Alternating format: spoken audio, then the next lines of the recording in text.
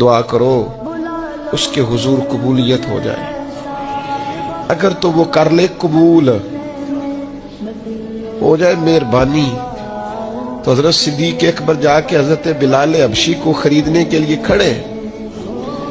کہتے میرا گورے رنگ والا غلام رکھ لے, یہ کالا کشی غلام مجھے دے دے.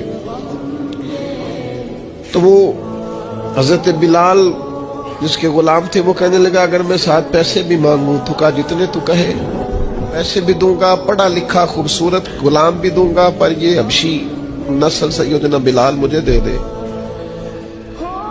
تو وہ شخص کہنے لگا ابو بکر سیاڑے تاجر ہو, زندگی تجارت میں گزری ہے, کیسا سودا کر رہے. حضرت صدیق رو پڑے, کہنے لگے تمہیں اس حبشی کی شان کا نہیں نہ پتا, یہ قبول ہو گیا ہے.